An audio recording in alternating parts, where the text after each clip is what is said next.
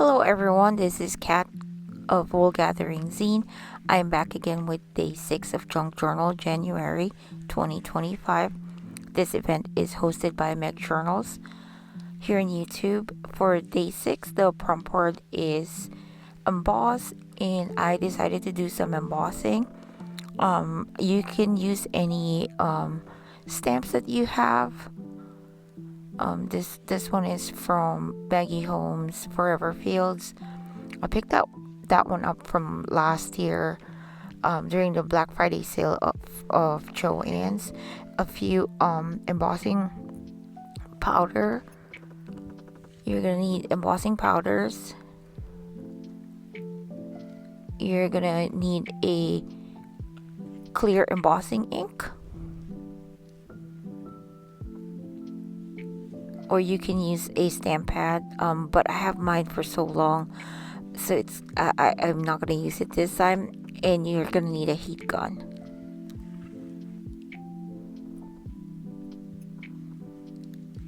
Here are a few things I embossed prior to this. I just wanted to test out if my embossing materials are still working, and they do. I really like how this gold turned out on this black scrapbook paper.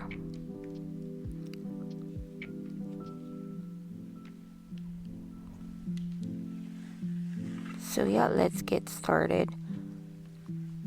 You can use any scrapbook paper or any type of paper that you have. I mean, you can experiment. This one is just a regular scrapbook paper. You can definitely use even a scrap like this, as long as you have a small stamp that would actually fit.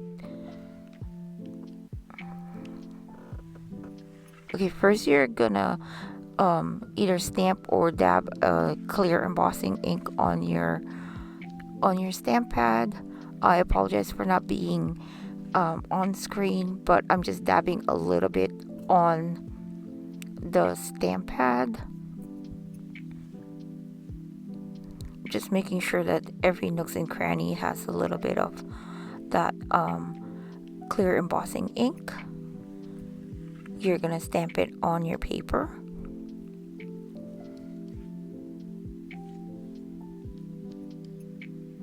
You can kind of see the watermark on the scrapbook paper. And then here I'm gonna pick the gold embossing powder to coat the watermark, and you just tap the excess. You can definitely reuse the excess.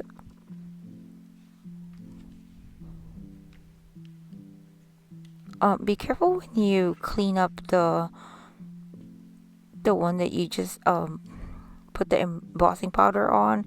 You don't want it to smear.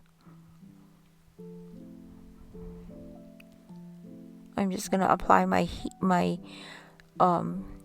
gun on it. The heat will activate the embossing powder, and you will see it change color.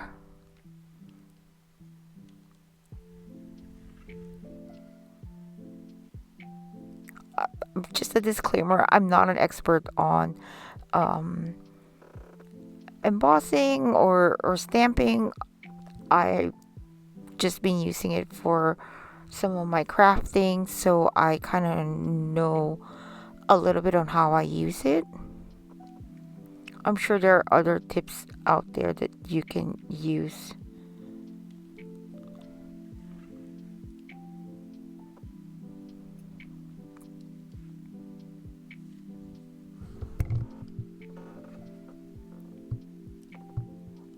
So here's another one. I'm gonna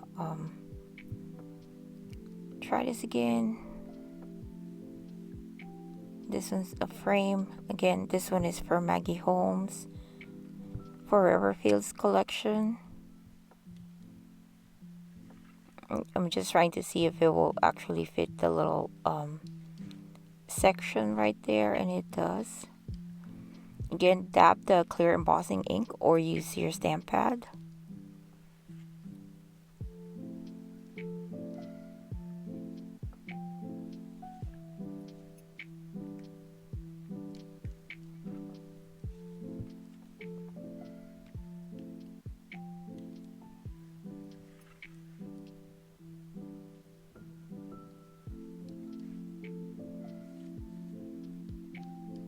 you don't want to flood this. That's why I'm kind of dabbing just a little bit here and there. It will probably be easier to use a stamp pad, to be quite honest.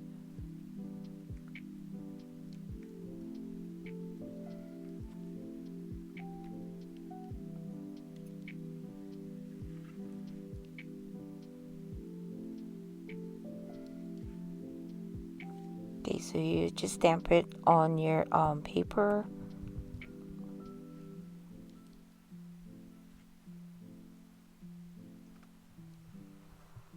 Also, you kind of need to work quickly. You don't want it to dry.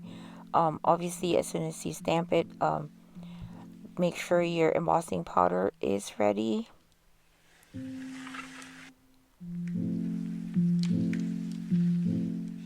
Just tap the excess.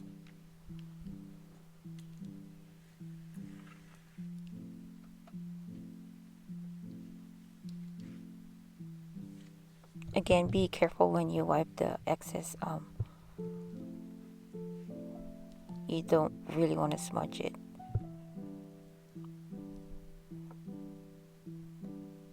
Okay, so this is why I have the it's just a regular copy paper at the bottom, because you can definitely save the excess embossing powder, and you can easily put it back in the container when you do this.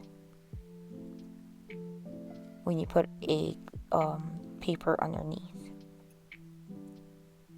I'm gonna zoom this in so you can see how it changes color when you apply heat to it.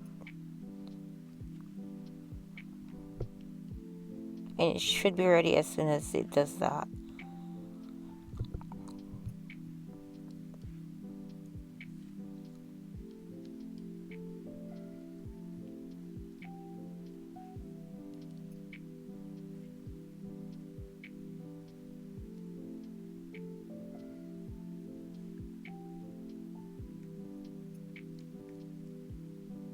There you go. Okay, you can. Okay, so this is another, like, a best way, or another good way to use your scrapbook paper that you don't know what to do, or you don't like the print on your scrapbook paper. You can definitely, if it's single-sided, you can definitely use the back of it for embossing or other stamping. Here I'm going to use the black embossing powder. This one's a little bit it's a fast. I put it on fast forward mode because I've already shown you a few times how I did it, but I just wanted to show you using a different color.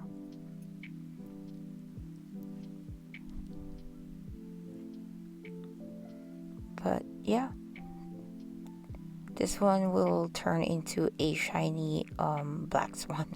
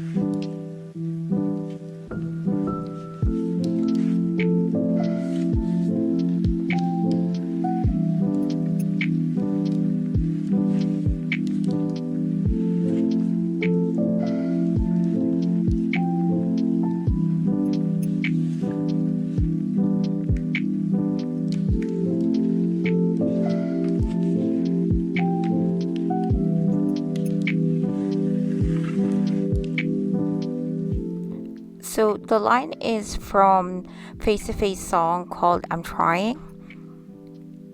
But yeah, this is day 6 of my junk journal January 2025. Thanks for watching. Bye.